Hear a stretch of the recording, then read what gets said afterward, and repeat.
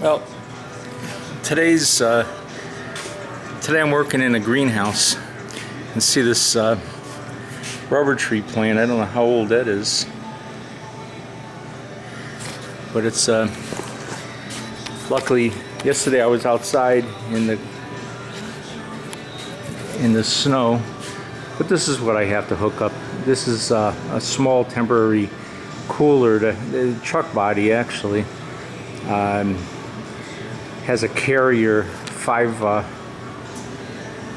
horsepower compressor on it. It's an old belt-driven carrier.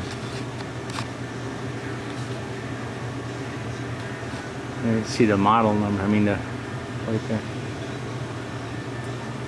But that's old, and the motor is bad on it. It's 5 horsepower too. Jeez. But we're hooking up a condensing unit up here. I'll climb up the ladder, show you what we got.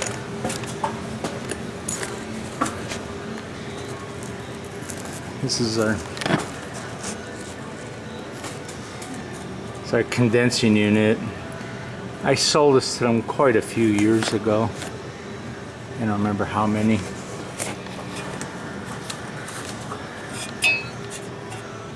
I don't know, it's like 1990 I sold this unit to them. They had it on a walk-in cooler. But this building burnt down at one point, like 2 years ago. And they just got it all rebuilt, and it's all brand new building. And this is just, this box is just used for retarding the flowers, keeping them from bursting into a nice bowl, you know, keeping the bulbs cold so they don't flower too early. He sells a lot to like Walmarts and stuff like that. But we got some heat near this unit. And this that's my wiring diagram right there. So I'm a little concerned here. I'm worried about the motor winding, but I'm also worried about all the controls here. You have time clocks and contactors and capacitors here, and all that stuff has to be checked out. I mean, it's all changeable. Got a condenser fan motor over there. Hope that's not bound up. But what we're doing is got to rewire it. I have to put a temperature control on it.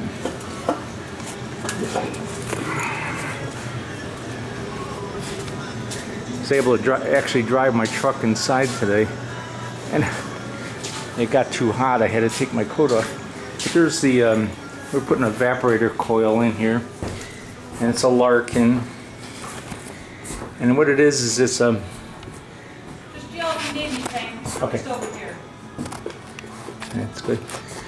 This is a low volume, high humidity evaporator coil, and I got it mounted on the ceiling up here in the middle of the box. And what this does is sucks the air in here and blows it out the side, so you have a gentle airflow. You have a gentle airflow, and high humidity is what we're trying to maintain. That's the old blower coil. It's just a standard truck blower coil. It's been around a long time, those things.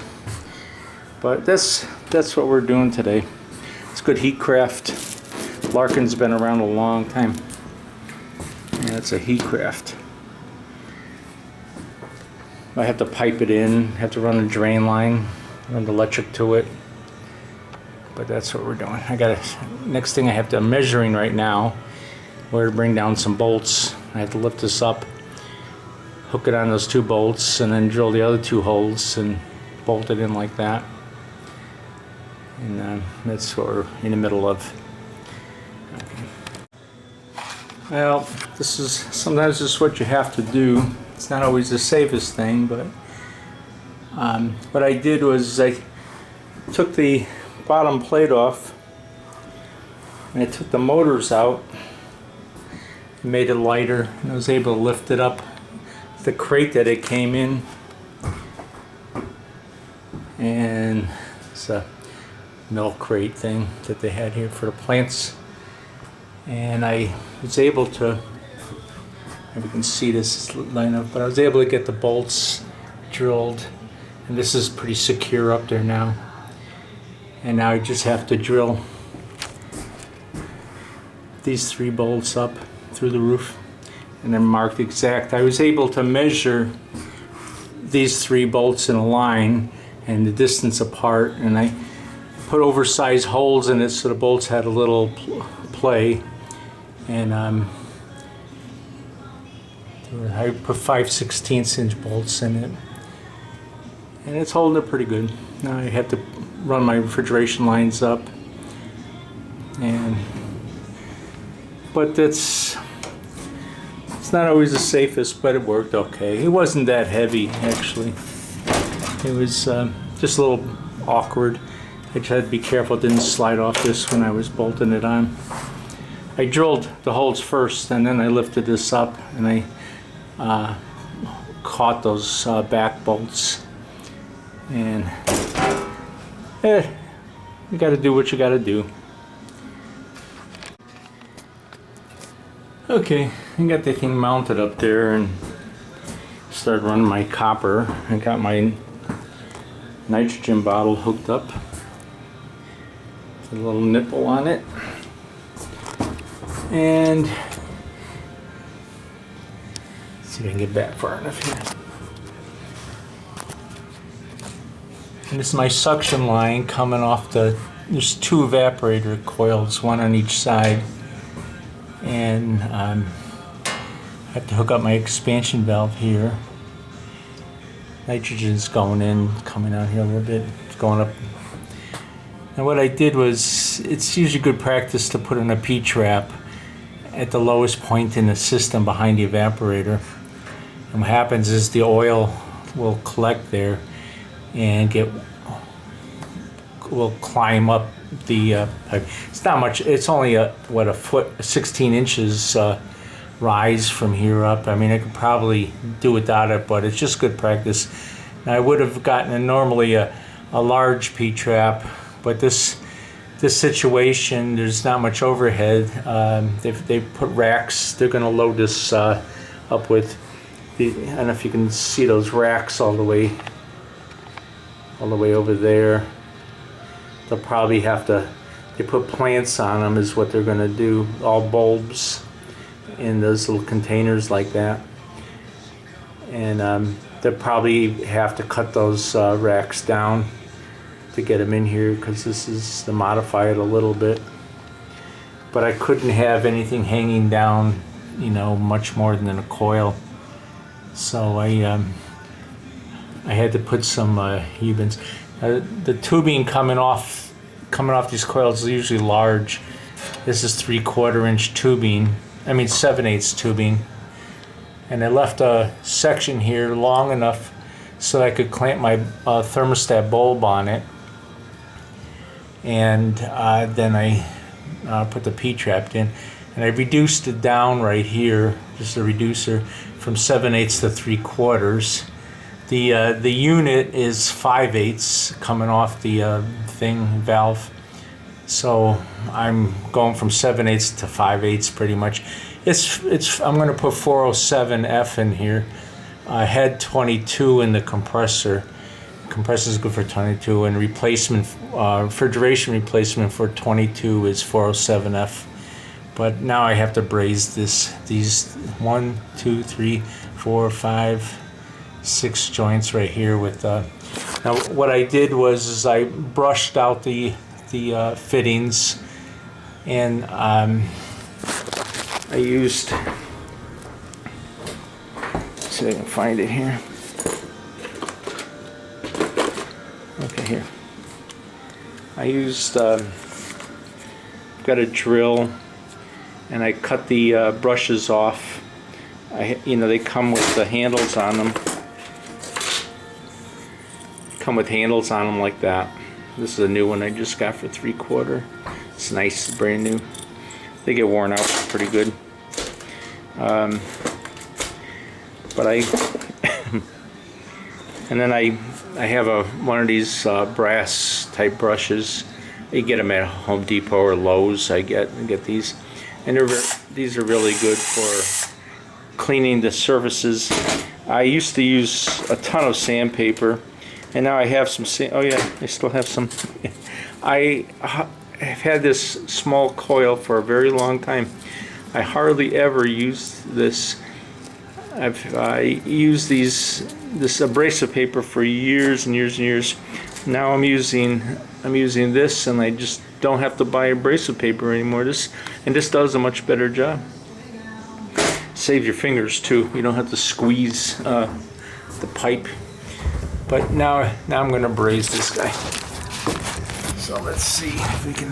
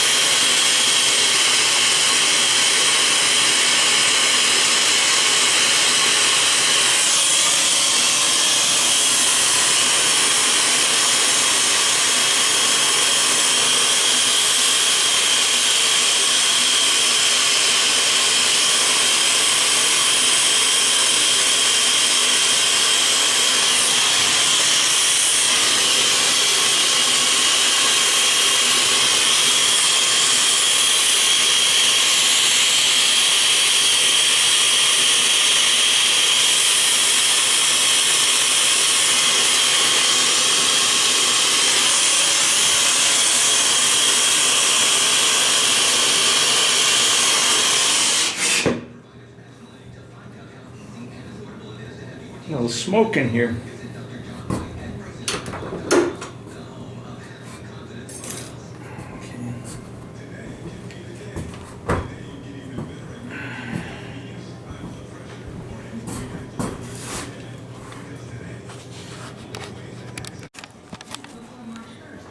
Okay, this is the expansion valve I'm using. It's a balance port valve.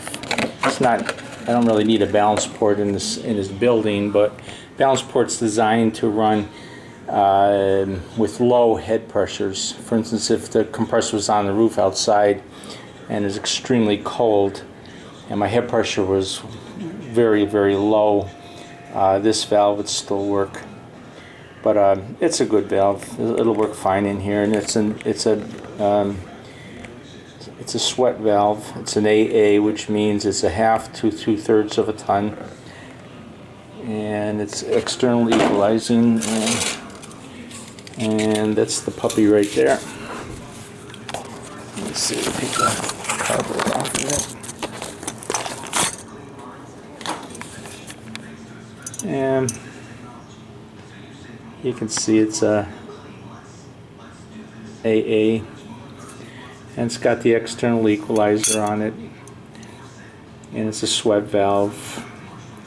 Got liquid coming in and suction going out. And what I have to do is, on this valve, there's pistons. It's a piston, and you can see the piston. It's a little brass piston. It's got an orifice on it. can't go zoom in any closer on that. Let's see. Yeah, it's got an orifice on it, and it comes with 2 of them. And this one's specifically has 407F designation on it, and the other one is designated for. There's the other one there. Everything from Freon 12 to 404, 134A. I looked at these pistons and they looked pretty identical actually in size, the orifice on them.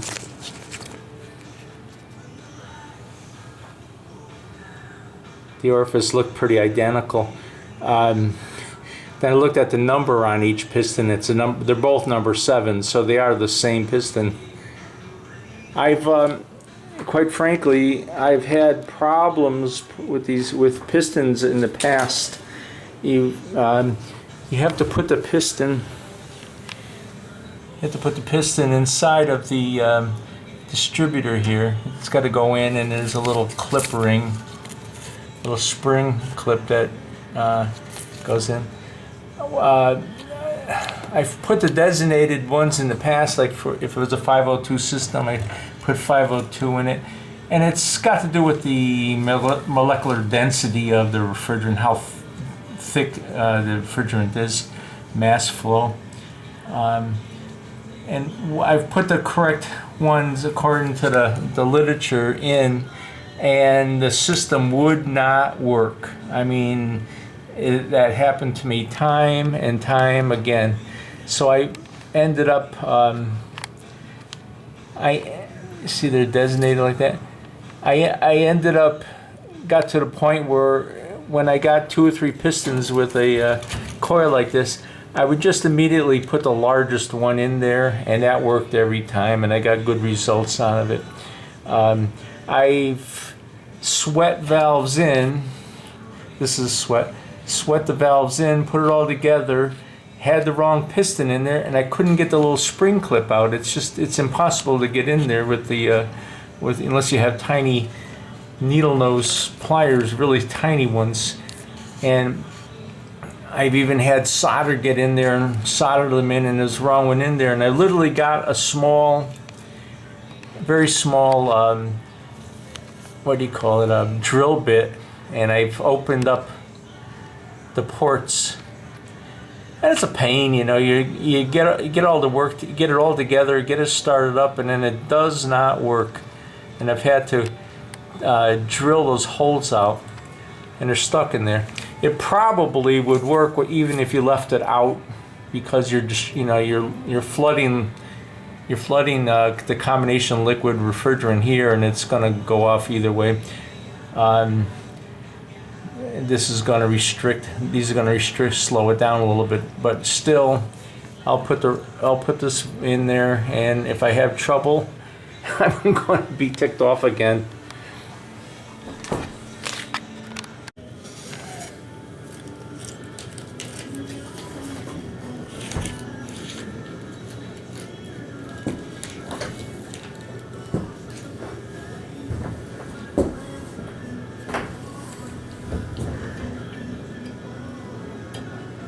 And that's lovely. I won't even go in. I gotta ream it out.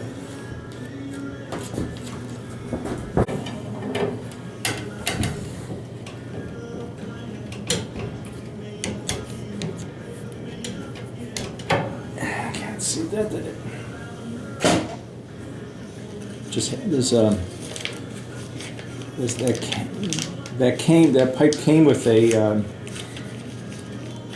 copper cap brazed on it, and I had to cut it off. And when you cut it, the copper gets the wheel pushes the copper in. Okay, now it's slid in, and I want to push it all the way in. So now it's about over here. And now the trick is to get the spring clip in without it flying all over the place.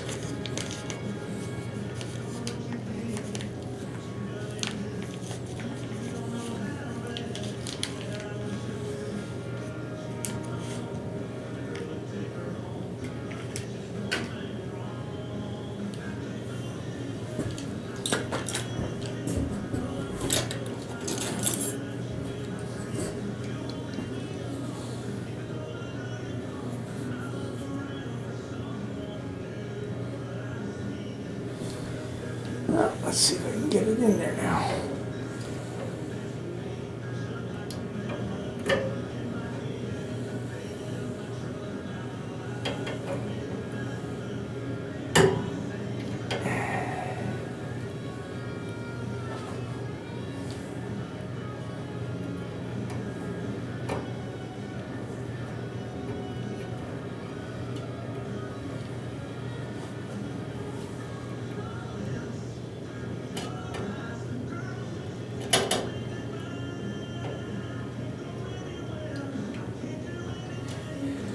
Why can't they have like a screw-in one or one with an Allen head on it or something like that?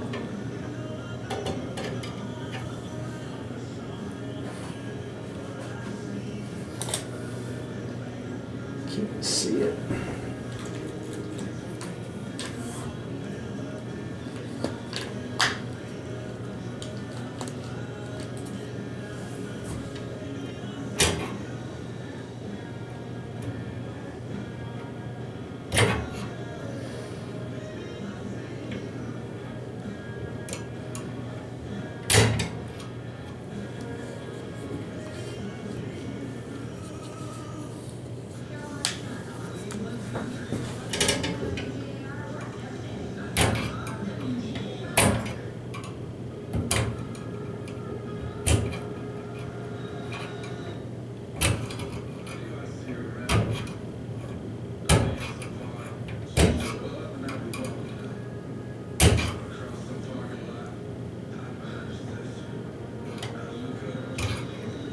Okay, that should stay in there.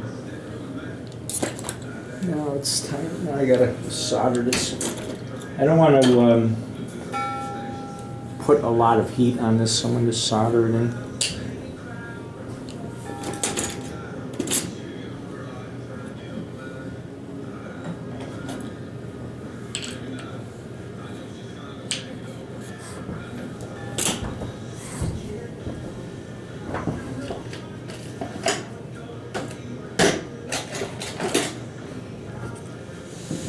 I'm going to use number 8 Stay Bright and Stay Clean Flux. That's what I solder with. It's got 8% silver in this.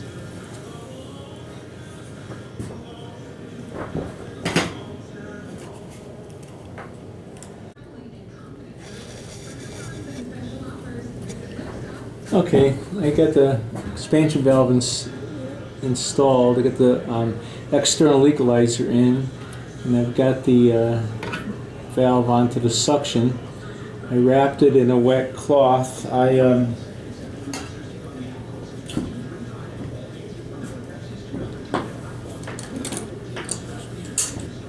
went to put my cool gel on the expansion valve, but it's pretty cool. It's frozen. Didn't want to cooperate. So cool gel is very cool. Okay, now I want to solder this.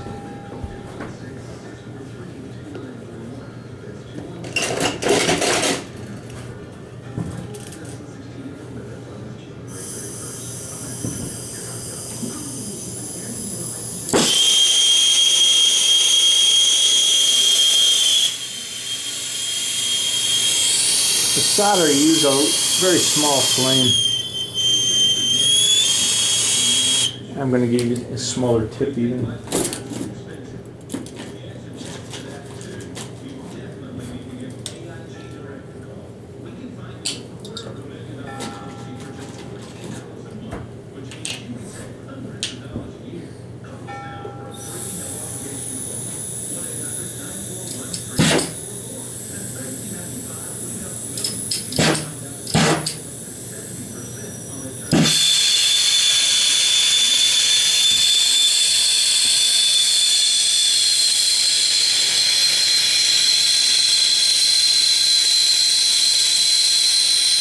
Guys have asked me what size tips I use. I have no idea what the numbers are on them.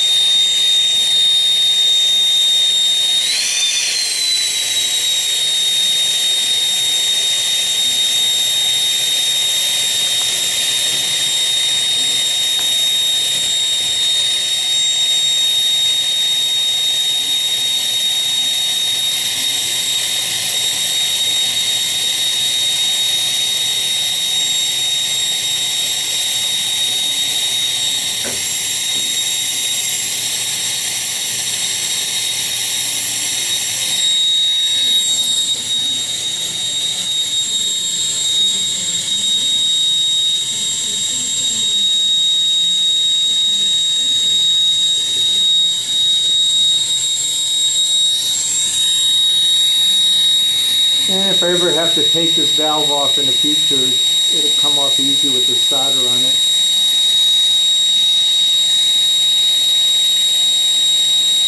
Hopefully the place doesn't burn down again.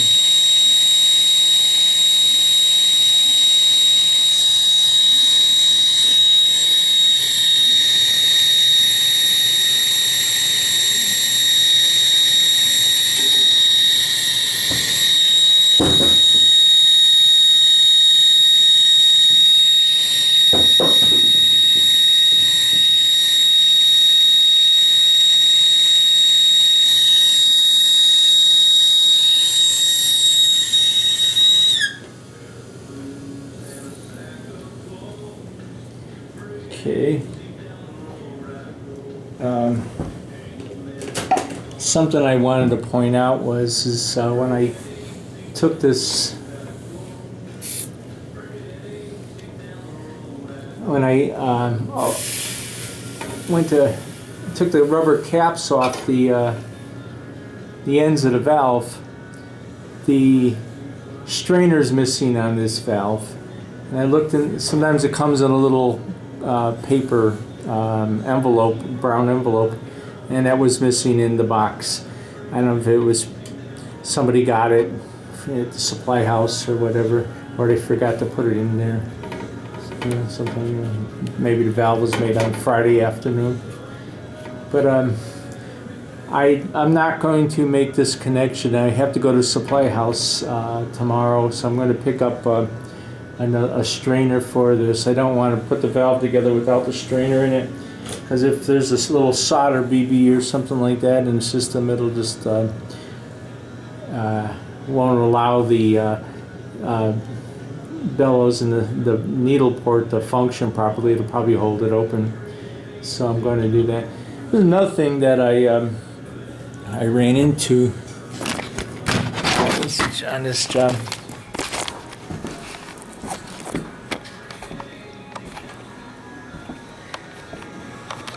My compressor is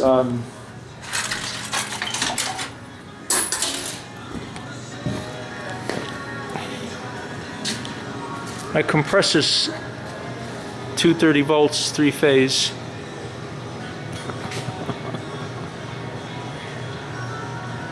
My compressor's 230 volts, 3-phase, and the power's brought in. But I don't have 110 volts to the unit. The closest 110, the evaporator fans are 110. The closest 110 is over here.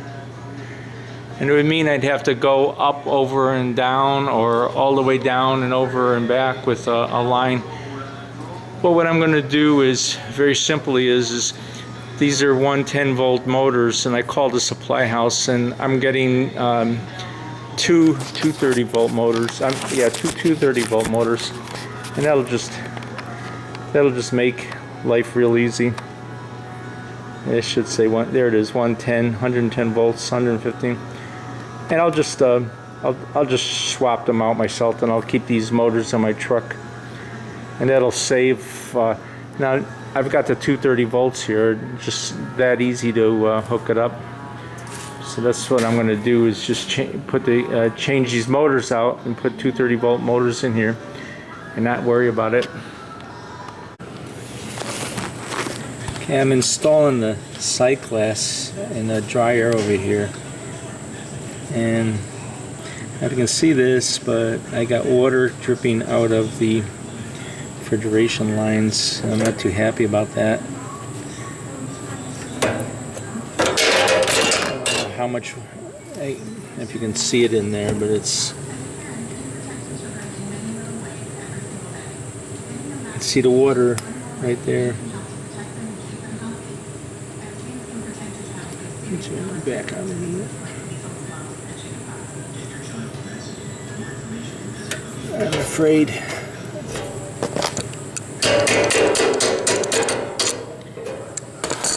I'm wondering how much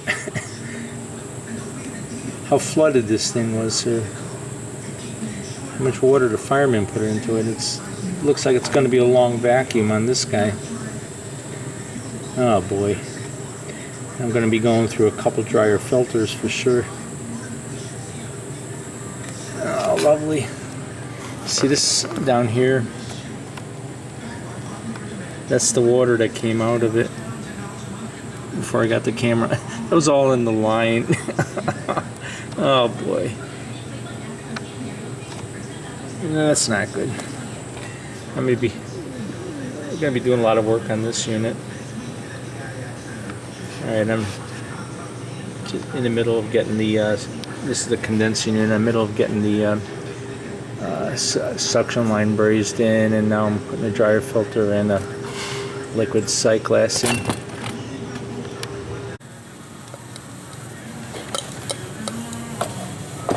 Well, I just got through brazing this, and it's there's water in it boiling off.